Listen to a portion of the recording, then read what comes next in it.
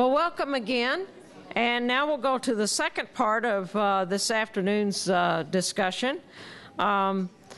We've been talking again about some of the demographic assumptions, but we're going to come at it again, this time from a very different cut, because there's been more than just how many of us there are being born or not born. There's also been changes in who's doing what and in who is here in the United States. Obviously the huge influx of women into the workforce over the past several decades, but also changing nature of our ethnic makeup as well. And so we want to take time in our second discussion here to take some look at that, and it really what that means if you were going to have a Social Security program that actually met the needs of the population. What might that look like in the future versus what it looks like today? We have three terrific panelists. Valerie Rawlston Wilson, who is Vice President of Research at the National Urban League Policy Institute. Heidi Hartmann, who you were introduced to her through her question in the last panel, President of the Institute for Women's Policy Research, and Webster Phillips, Senior Legislative Representative of the National Committee to Preserve Social Security and Medicare. Again, their full bios, which are they are three very interesting folks, so I hope you'll pay attention to their full bios in your packet. They're each going to make their presentation, and we'll get all the way through all three, and then we'll have plenty of time for questions before we conclude for the day. So with that, let me turn it over to Valerie.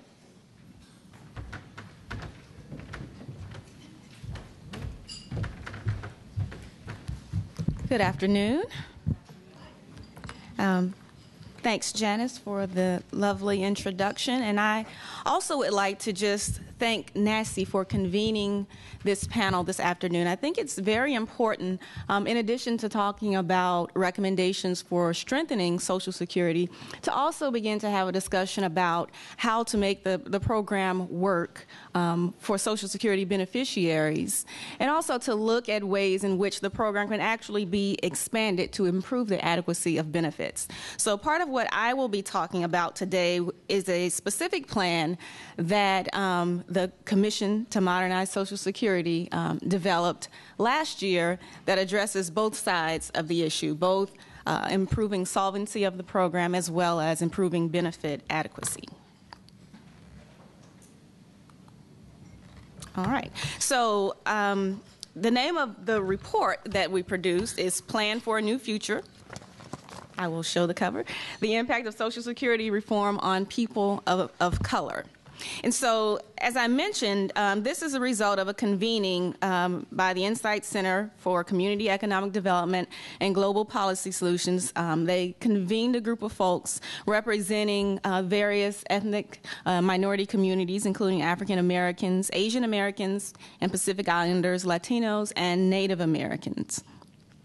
And we were charged with identifying proposals that would both extend Social Security's long-term solvency as well as modernize the benefits in a way that reflected the unique socioeconomic and cultural circumstances facing communities of color.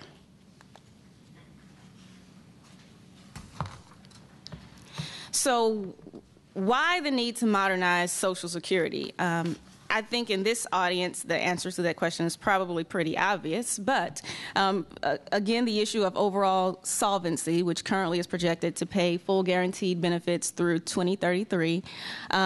Recent economic instability also draws attention to the need to have a very strong social safety net in this country. And so that calls for the need to actually improve benefits rather than to cut them.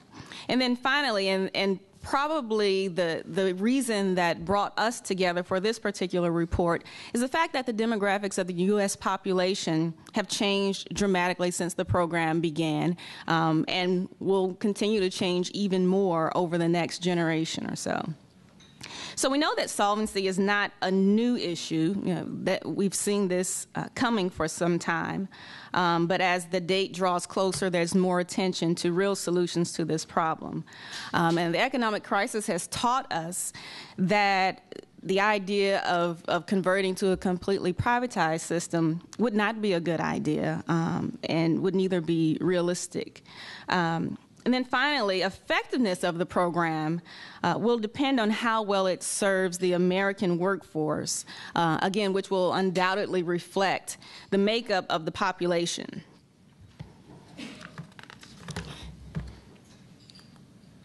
So this is one of the graphs that we included in our report, and in short, it shows the shifting of the demographic makeup of this country. And this year, the Census Bureau reported that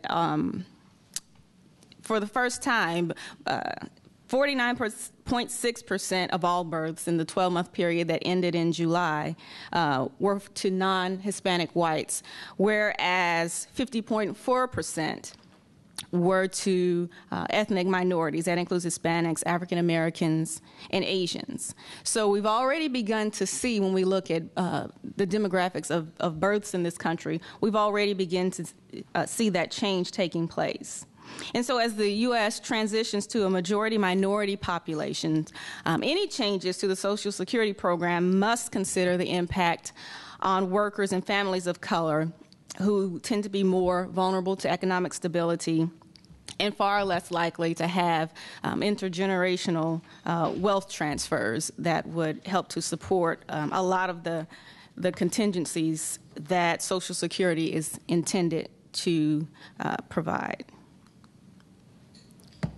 So one of the main points I think that we wanted to make is that the Social Security program is utilized very differently by different racial and ethnic groups. As you see, while the vast majority of whites depend on Social Security for retirement benefits, almost half of African American beneficiaries and at least the majority of other racial and ethnic groups rely on its survivor and disability benefits. This is critical because although we know that the Social Security program is a race-neutral program, in many instances, circumstances affect the way that the program impacts people and the way that people access the program. Some of the circumstances that may contribute to these differences in utilization are higher rates of disability, morbidity, and mortality that are driven by various health disparities, as well as occupational segregation into more physically demanding jobs where the likelihood of becoming disabled or even experiencing a death are increased. You can see that pretty well. So with that, this table summarizes the plan that we developed to accomplish our dual objective of increasing revenues to the system, as well as improving the adequacy of benefits for the populations that we were focused on. We wanted to, again, increase income to the trust fund, as well as increase benefit levels, and prove that we could do this without having to cut benefits.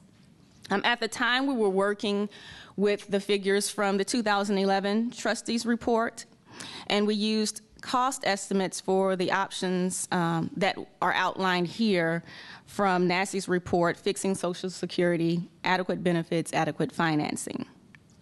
So on the revenue side, the group unanimously agreed to reject any proposals that would reduce benefits. So with that being said, the options that we selected and listed are to gradually increase the payroll tax by 1% over 20 years. That would make up for 1.39 points of the gap. Eliminate the cap, but count earnings toward benefits with a flatter formula for higher wage earners. We selected the option of covering all new state and local workers, and finally treating salary reduction plans like 401ks as income.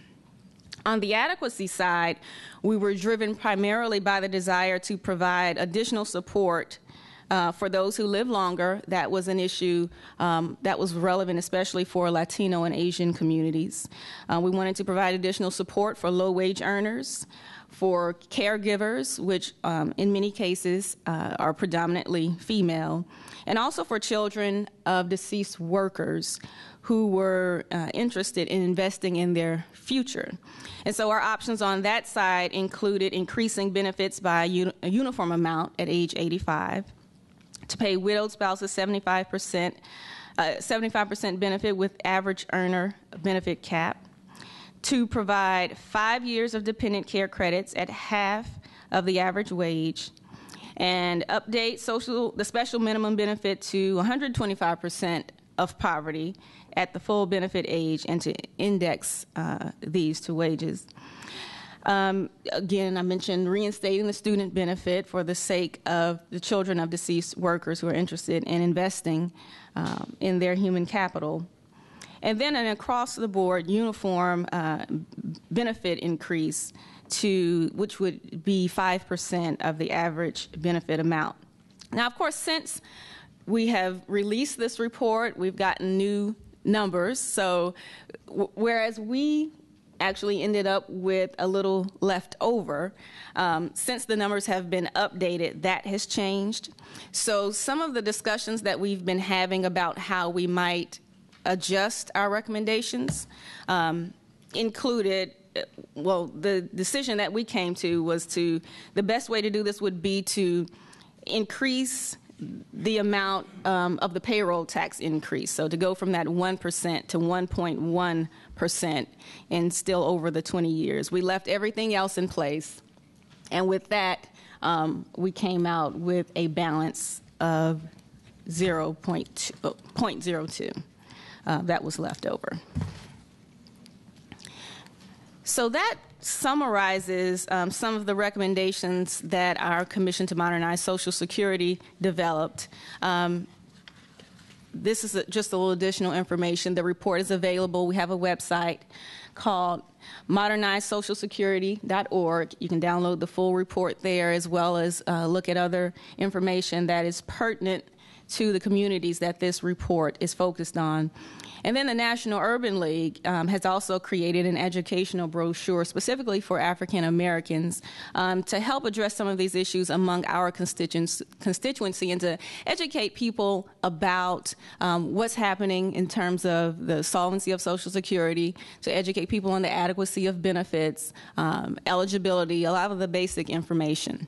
We've also undertaken to try to do some polling among our National Urban League Young Professionals group, which would inevitably be the group that would be most directly impacted by any changes to the system, to gather some information about their perceptions about Social Security, as well as their overall financial preparedness for their future. So that will be forthcoming in the coming weeks.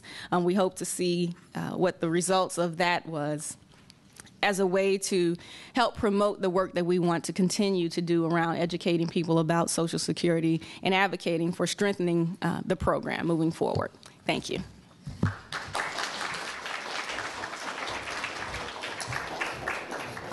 Yep.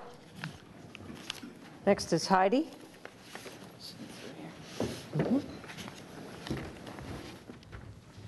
Good afternoon. It's a pleasure to be here. I want to thank Virginia Reno and the National Academy of Social Insurance for the invitation and for putting on this valuable educational afternoon. For me, my role is to talk about how we can improve Social Security for women. We obviously have the boomer women generation to worry about, and the boomlet as well, but I confess I know more about the boomer women. And I'll be basically presenting this new report that my organization, Institute for Women's Policy Research, did with the National Committee to Preserve Social Security and Medicare, and now the National Organization for Women. Let me first tell you just a tad about IWPR, the think tank that I founded 25 years ago.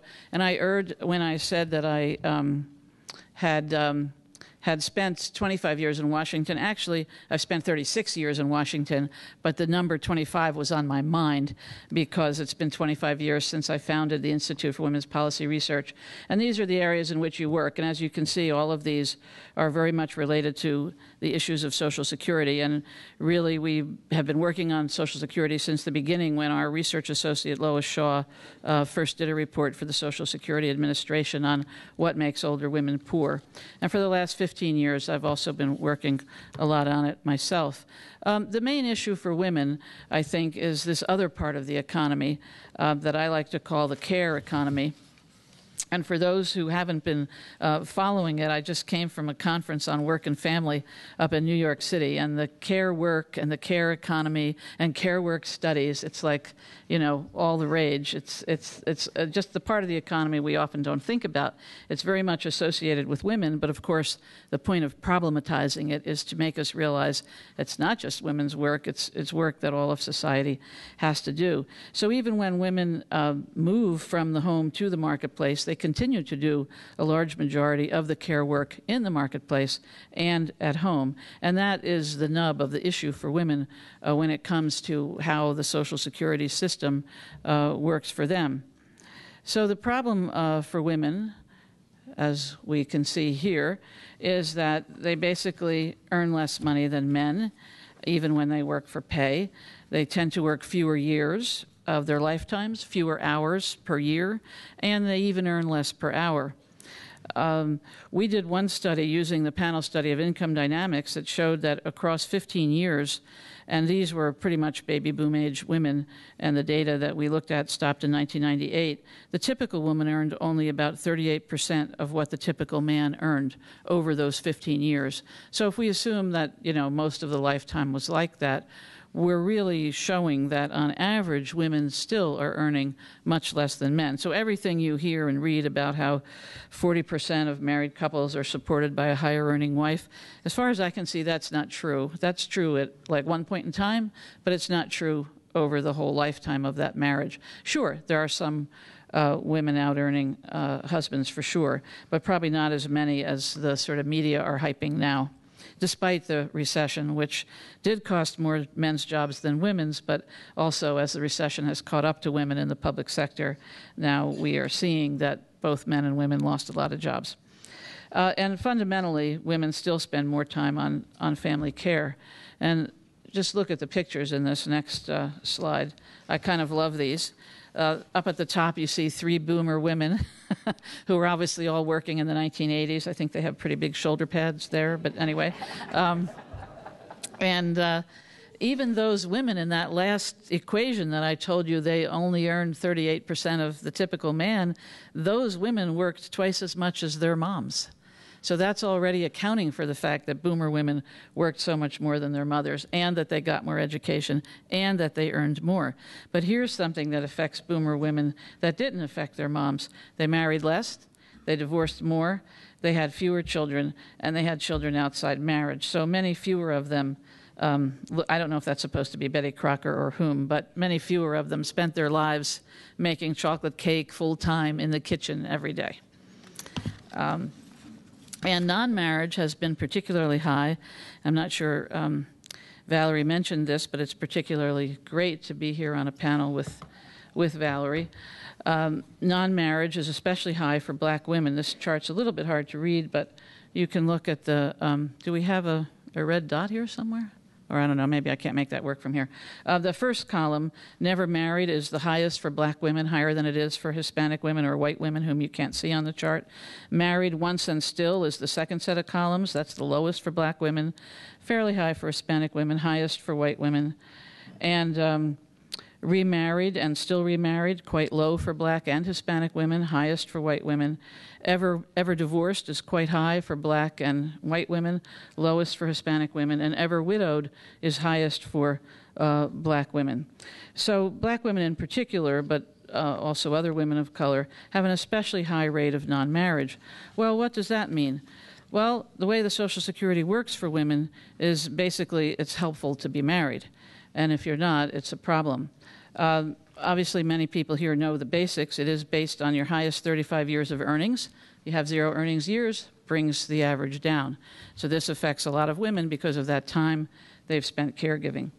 The way we reward caregiving in the system is only one way, just for women who were married. They do get spousal benefits equal to 50% of their husband's benefits, and these things work for men too. Men can get 50% of their wives' benefits, but you can't get your own worker benefit and your spousal benefit. You can only get one or the other. So most men are taking their worker benefit, and most women, based on that 38% of earning the typical man over their lifetime, most women today are still getting the spousal benefit. One of the things this means, many women have complained for years that, in a way, it doesn't reward that 38%, that work effort that the women are doing, because they're going to get the 50% spousal benefit whether they work a day in their lives or not. So the work effort of many wives is not resulting in added benefits. And this is actually also particularly relevant for black couples, because black couples are much more characterized by dual earner couples than are white couples. Many fewer were full-time homemakers. So single mothers, women who had children without marriage, women who didn't stay married at least 10 years, really get nothing beyond what they have based on their own earnings. And I do see some young people in the audience, as Professor Solo pointed out, and I like to tell you, stay married 10 years if you do get married. Doesn't matter, don't have to live together, but keep that marriage going, because neither one of you knows who's going to have the higher income and who might need that other earnings record. So there are, of course, a lot of great things about Social Security for women. First of all, the spousal benefits are great that they're there. It covers everyone who worked at least 10 years at $4,520 per year. So one of the things we point out in this report is that more and more women are going to be covered as workers. That's, we're projecting up to 95% of women will be covered now as workers, which is not the case for today's retirees. As I mentioned, the system does pay benefits to the wives, and it does cover them whether they worked or not. It covers those who had a 10-year marriage, and of course it covers widows. When you become a widow, that spousal benefit is actually worth 100%. So even if you earned very well in your life for a woman and worked all your life for a woman, you're still likely to take your husband's benefit after he dies, because chances are 100% of his benefit will be bigger than 100% of yours. These benefits are also adjusted for inflation, which is especially important to women who do live longer than men, and the benefits do return more to lower earning than to higher earning workers. It is somewhat a redistributive system. And of course, you could say it redistributes towards women who did not work for wages, but women who did provide family care. So as Bob Solo said, there's a lot of redistributive aspects of the system. So those are some of the things that work well for women. And now I want to turn to the report. And I think the National Committee really deserves the credit for taking the leadership on this. And I particularly like the title, Breaking the Social Security Glass Ceiling, a proposal to modernize women's benefits, because I feel that with that title and hopefully that cover, lots of young women will take a look at this, because it's clearly very important to them. Changes in the system are going to affect them more than anyone else. So here are some of the recommendations that we came up with, some of them very similar to what is in the report that Valerie Wilson just reported on. First, improve the survivor benefits so the survivor gets 75% of what both members of the couple received. This actually improves benefits for everyone, for the wives who are getting the 50% spousal benefit too. But it also especially improves it for those who were working. Let's say you were working and your benefit was equal to about 70% of your husband's. When he dies, you can get his 100%, but you lose your 70%. If you can get 75% of what you both got together, that's a gain for you over what you would have gotten before. So it especially helps wives who were working and just above that 50% spousal benefit. But it does help all married couples, the survivors of all married couples. And it would also help, by the way, we didn't in this report do anything special for divorced women, but almost all of these will help divorced women in the same way that they help married women and married survivors. Divorced women survivors are pretty much treated the same as married women survivors. The second big addition, same as in the modernization report, add caregiving credits for up to 5 years for child care and the care of disabled adults or elderly, again at 50% of the national average wage index. That's one particular way to do a caregiving credit. There's lots of different ways. There's 2 good reports out on this, one done by IWPR, one a very interesting paper in the Social Security Bulletin recently. Most of the advanced industrialized countries have some way of rewarding care through caregiving credits that do not require marriage. Remember, the only way we reward care in the system is through marriage. So this is a way to make that outside of marriage, to help all those non-married mothers, to help those who don't have the 10-year marriage, and also could be used to help gay and lesbian couples as well. Next proposal is to enhance the special minimum. This special minimum is a little bit more generous than the one in the other report, and it would also allow up to 10 caregiving years. That would mean you could count those years toward your special minimum, which would be extremely important for women. Am I in the right place here? I hope. Yes? No? Uh-oh. Yeah. Okay. And some additional changes would be, some of them are a little bit technical, but right now, if you are a widow and you keep working until your full retirement age so that you're entitled to higher benefits because of having worked through your full retirement age, and your husband dies and you will now want 100% of his benefit, you will find that his benefit has been reduced because perhaps he made an early retirement decision. So this proposal is essentially to reward working widows, to not make them subject to their husband's early retirement decisions, and that, again, would affect divorced women as well. Another area for disabled widows and disabled surviving divorced spouses, this is almost, some of these ideas look very technical, but if you think of them by their other name, they're almost revolutionary. This one is actually about giving full disability rights to homemakers, something the women's movement has wanted for a very long time. So right now, there's an age 50 requirement if you are claiming disability on your husband's record because you are married, or you're because you are a disabled widow or a disabled divorced spouse, you were married. There's an age 50 requirement. There's a 7-year application requirement. It has to be within 7 years of his death or 7 years of whatever. And there's a reduction because you're claiming disability early, whereas if you were a disabled worker, you wouldn't have that reduction. So these are just things to equalize essentially the opportunities for disabled homemakers. Since most women will be getting their own disability earnings records because most women will become fully insurable, this will be less valuable to the typical woman. However, if her husband dies, his benefits will be higher than hers, even so then it becomes valuable. These kinds of issues become valuable to women. We also have a number of recommendations that would affect men and women as more equally. I will say that all the recommendations before, talking about women and spouses, again, they would all have applied to men who were in those same situations. There are just so few men in those situations. Not that many men have wives who did out-earn them their whole lifetimes. But these would help everybody. Did I get these? Yeah, there we go. One is to raise benefits for all by a lump sum. I think, again, that's similar to what's in the modernization report. If we took 5% of the average benefit, that would be about $55 per month. One that was not included in that report is increasing the COLA by using the CPIE instead of the CPIW. This tries to account for the extra health care costs that the elderly have, the different market basket that the elderly face compared to the average worker. So in a sense, the CPI isn't really the right one. This obviously goes completely the opposite of using the chained CPI, which would lower the rate of COLA adjustment. We're recommending increasing that rate of COLA adjustment. I mentioned including same-sex married couples and partners and their children, so that children whose parents have died in a same-sex couple could get the children's benefits. That's not the case now. That might help women slightly more than men, because it's probably true that more same-sex couples who are female have children than same-sex couples who are male. Restoring student benefits, that's actually another one that could help women more because more girls are in school. And improving benefits for adult disabled children we thought was another important issue.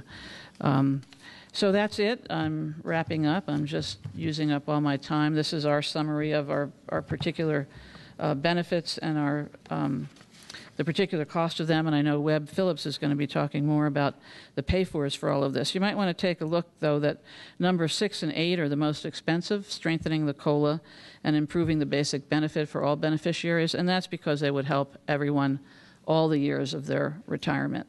So I think that's something to keep in mind. This is a strongly expansionary policy. We really want and believe that in this time of crisis, with private retirement accounts falling, home equity falling, people have lost their retirement security. They need more. Where's the best, most efficient system to get that higher retirement income? It's Social Security. And finally, here from the National Committee and these two women's groups is a proposal that deals with many of the issues that the women's groups have voiced about Social Security for, honestly, the last 40 years that I know of, and it probably goes back even further. So we feel it's high time to get these out there on the table, and thank you for listening.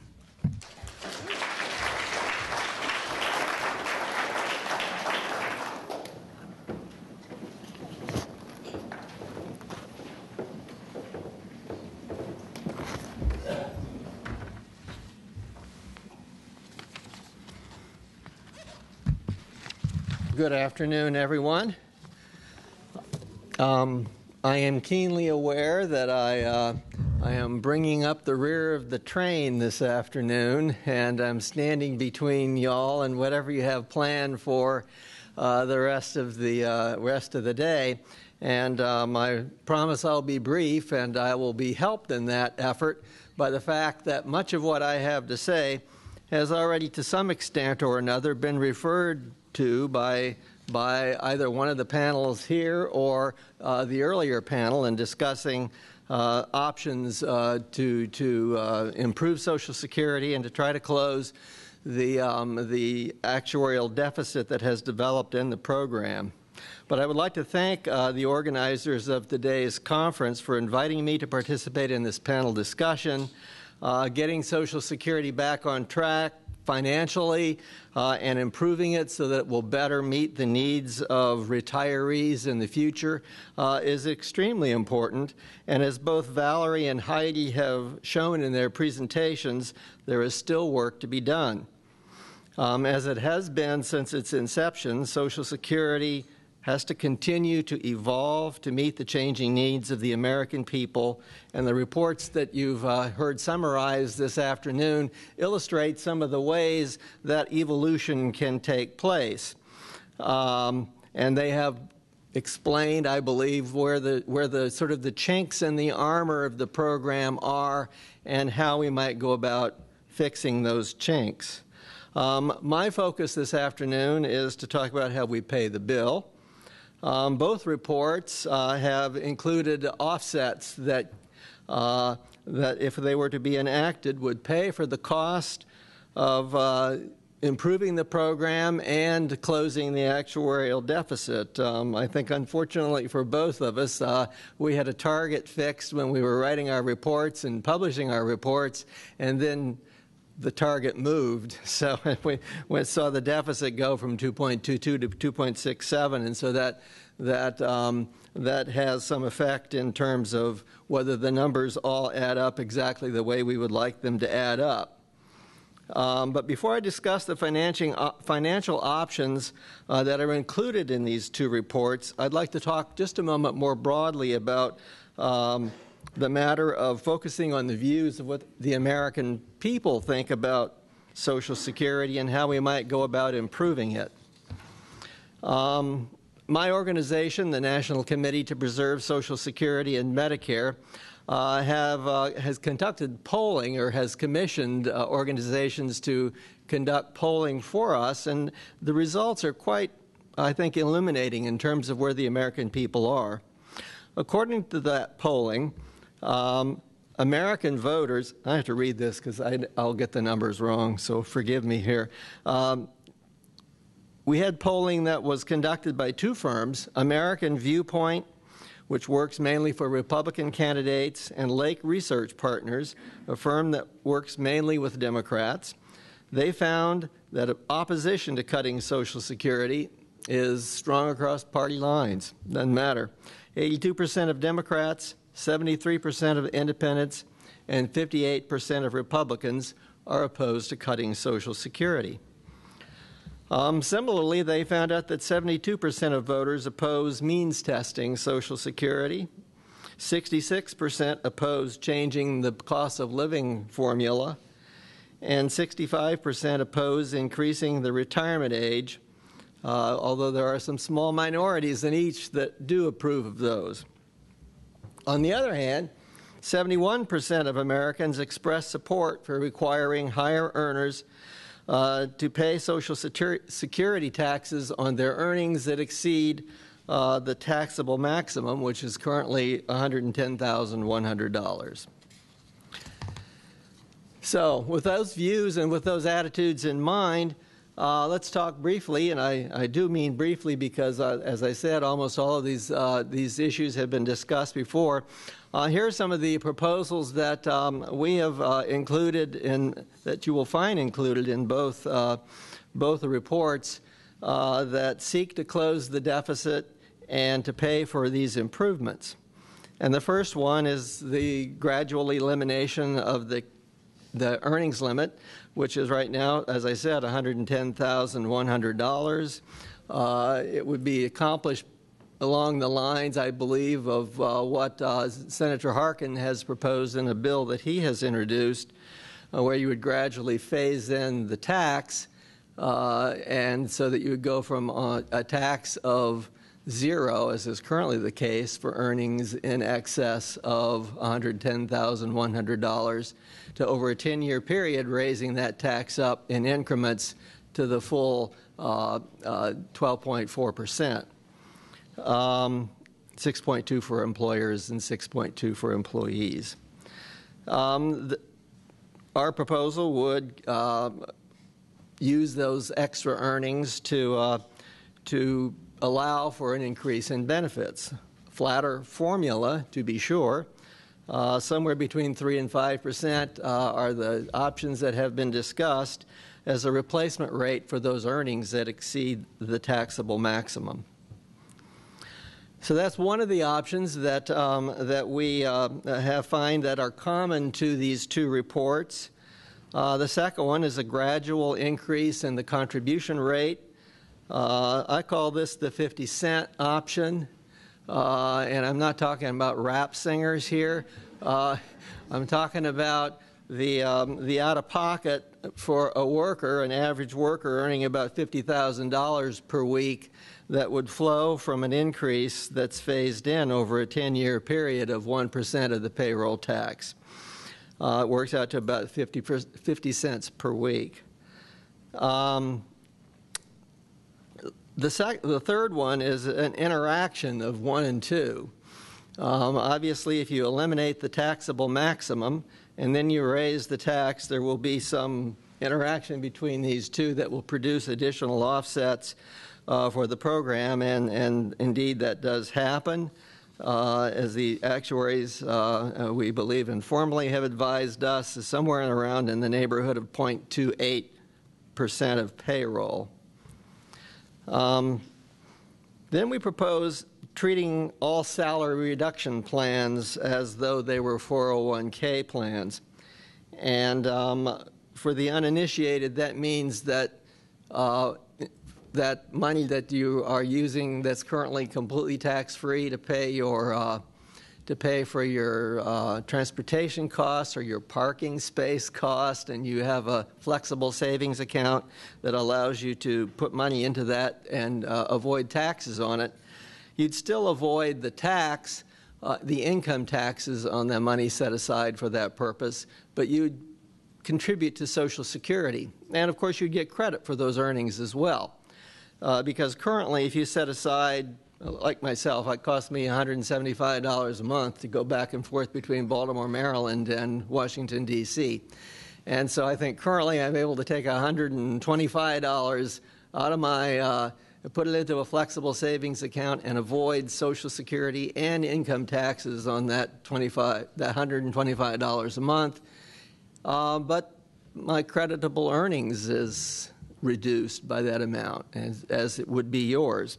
So we would allow the income tax deduction to continue, but we would believe that the program and workers would be better off if they receive credit for their flexible savings account deductions, as well as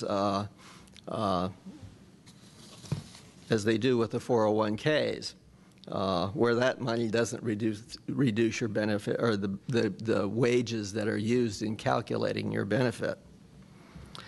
So those are the principal proposals that we have included that are common to the two reports. They come very close. They're not exactly zero out unless you were to modify them a little bit, as Valerie indicated that her group had done. They do include an additional proposal in their report for funding the program, and that is to cover newly hired state and local employees.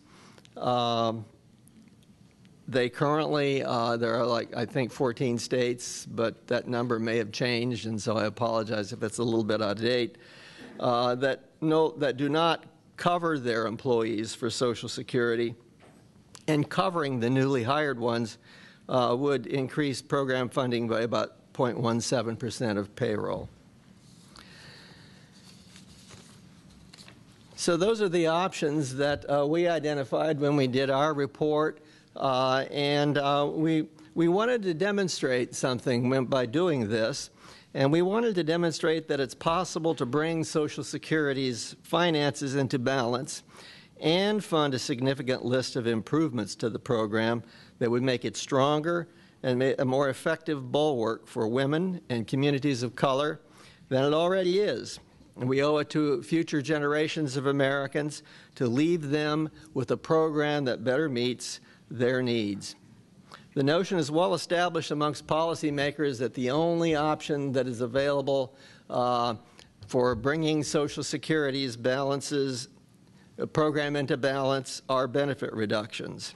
There's almost an air of inevitability to it as you listen to the debate here in Washington. But Americans simply aren't getting on that train. They believe that Social Security is a program that is so important to them that they're quite prepared to pay extra for it. And I think as the reports that we've talked about this afternoon show, there are reasonable ways of facilitating that desire on the part of the American people to pay more, and reasonable ways of strengthening the program so that it more effectively meets the needs of retirees today and retirees in the future. Thank you very much, and that, I think, concludes our panel discussion, and I'll turn it over to Janice.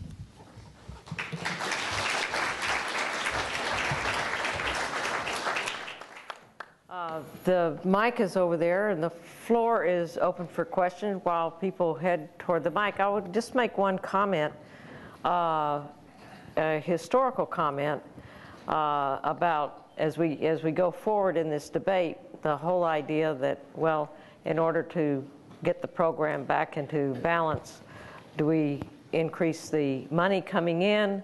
Do we reduce the benefits going out? And so there's a big conversation, well, you have to have a balance to it. You have to have some of each. And the point I want to make is this, that we already have done the benefit cut. We did it in 1983. The Greenspan Commission that produced a plan to handle the immediate financial issues that the program faced at that time did actually produce a sort of a more or less balance between benefit cuts and increased revenue. But the Commission's part was only designed to get us through the 1980s till a tax increase that was already scheduled would go into place in 1990. My boss, who was Jake Pickle, from Texas and the Social Security Subcommittee Chairman, and Dan Rostenkowski, the chairman of the Full Ways and Means Committee, wanted to do a, quote, down payment on the long term. We knew at the time it wasn't going to do the whole thing. But they wanted to do something, and they wanted to get it into actuarial balance, at least for that time, knowing that we were going to still have more of a problem down the road. And they were the ones who pushed for and won the increase in the age, which is about Virginia will correct me, 13% across the board benefit reduction. And I found an old memo the other day when I was cleaning out a box and I fully recognize the irony of what I'm about to say, because the memo was basically, well, we need to do this part, the hard part, the benefit cut now. That's 1983, because we can, quote, always raise the taxes later. And of course, you don't need so much lead time to raise the taxes as you do to do the benefit reduction. Our goal at the time was to not affect anybody over the age of 40. None of this 55-year-old stuff. It was over, and we came pretty close. I think it came out to be nobody over the age of 44, I think is where it came out. So as we look down the road, I think this is an important discussion, because we need to keep in mind, if we're looking down the road, we already have done a long-term benefit cut. It's still being phased in. And we do need to make the program fit the future of the population, of the current and future population of this country. With that, let us go to our first question. Paul Nathanson with the National Senior Citizens Law Center. I think Webb knows probably what I'm going to say. I hope that as you focus on the problems of women and people of color, and you make improvements in Social Security, don't forget about SSI and the impact that these improvements will have if you don't, and talking about Congressman Pickle, do something like the Pickle Amendment and various other things that bring SSI recipients along. If you improve the minimum benefit and you don't do anything about SSI, a lot of people are going to be kicked off of SSI and subsequently Medicaid.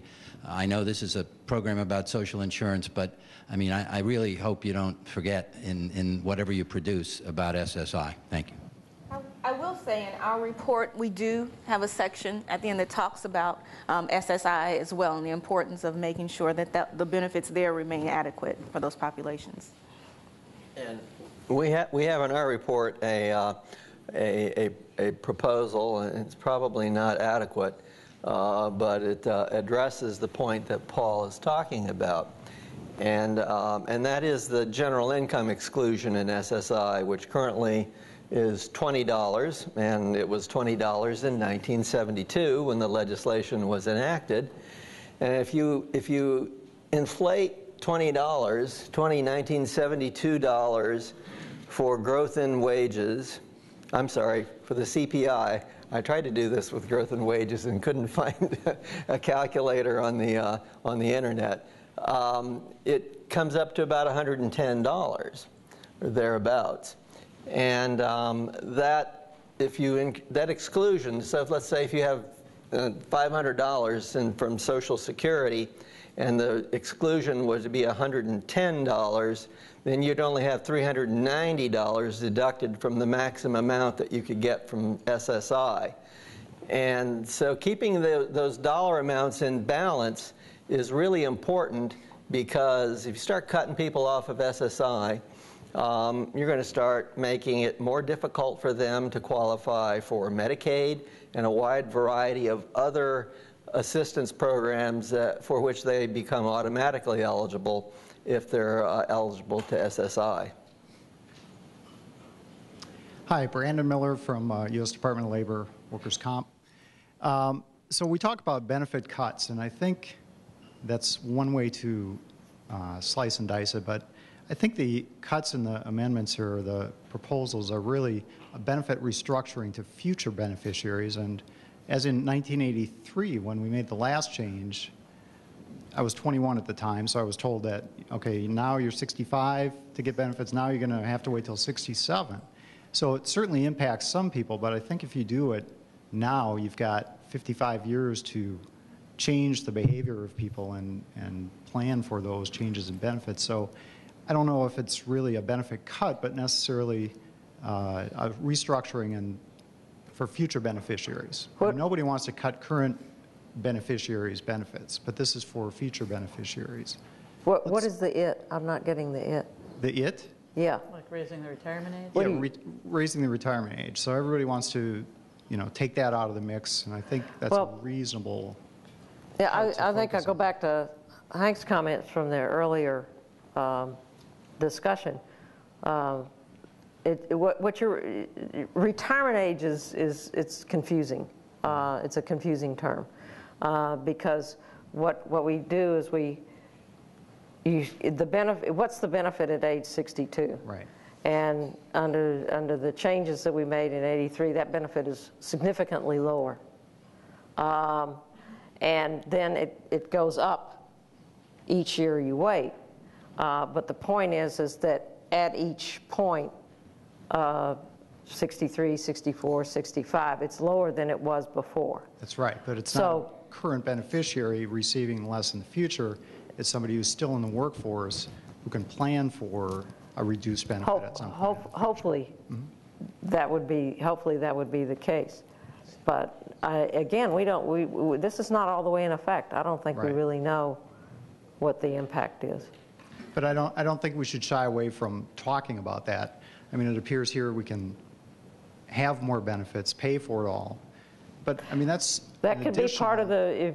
I think the important thing is to think about how we're doing this. Right. In terms of the restructuring for the future. Yeah. Right. Thanks. Anybody else have a comment?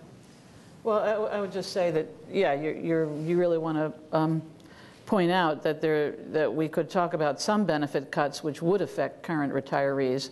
An example would be moving to the chained COLA.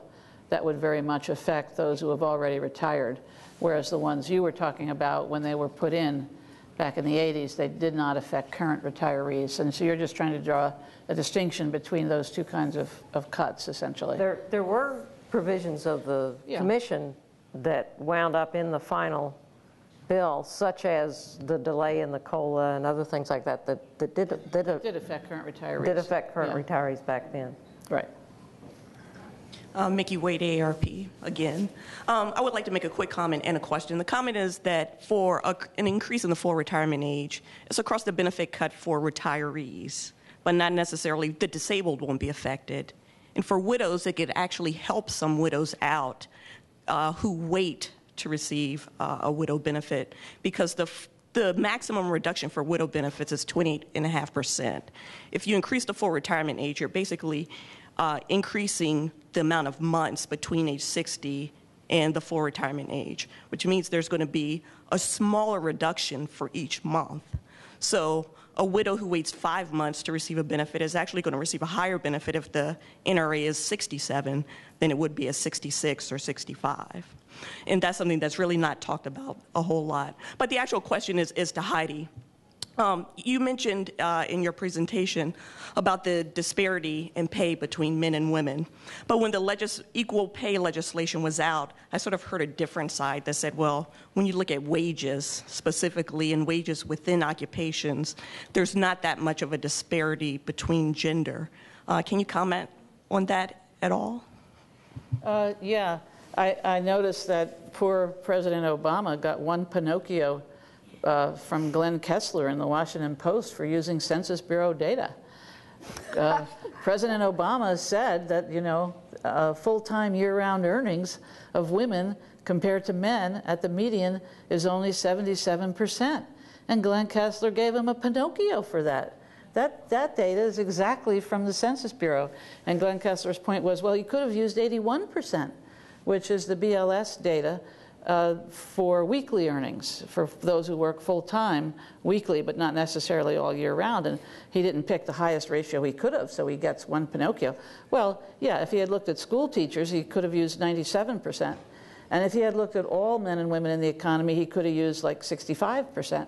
I mean, there's an awful lot of different wage ratios out there, which is, what the questioner is referring to. But the way I look at it is that average wage ratio, whether you use the 71 or the 81, I don't know of anybody in the literature who has claimed that all of that is a result of discrimination or anything like that. But I think if you just think about, to yourself, is the average woman about as talented as the average man? You'd probably say yes. So when they work, should they get about the same rate of pay? You would probably say yes, and they're not. And so however much of that you want to say is due to discrimination or isn't, and if you compare very small occupations, you might get more equal wages, like with school teachers, because it's a public sector job. Wages are public because it's often unionized. Yes, you'll have more equality in certain occupations, but overall, that 77% or that 81% figure is the degree of wage inequality that we have in the economy overall, and that's among full-time workers. So I think these are good numbers to indicate the lack of equal pay, but they are debated. I mean, we just looked at all the occupations that have wages for both men and women, and there's only 4 where women out-earn men. And some of the occupations, like the financial industry, have huge, huge wage gaps. So I don't know how you all want to interpret that, but I would just say that the economy, women, despite their higher education, they are still not able to get as much out of the economy as men get for various reasons. I wanted to ask first if these numbers here are actually average or worst case scenario, those here on this table. What's the question? These numbers are they're based on estimates that have been performed by the Office of Actuary. Some of them with greater finality and completeness than others, but they're based on their estimate of how these changes would affect the financial flow of the program over the next 75 years. And again, I assume it's probably the average. You mean maybe not the worst case. You mean you're talking about? Oh, this is the intermediate. The intermediate assumptions. Is that what you're Yeah. asking? Yeah. Right. Yeah. This surplus, was that meant then to be spent on improvements in the program? That's what the 2 reports that were presented here this afternoon proposes to do, yes, to improve the program and then to restore the actual actuarial balance. I mean, that all looks very fine, and I want to thank all of you because I think you've really done a wonderful work in putting all this together. And I would just like to warn that we don't take any cuts with the promises for future improvement, because if there is some money somehow there, I know there will be somebody who would contact a nuclear submarine or something that would spend the money. Thank you. Any other questions? Well, let us thank our panel.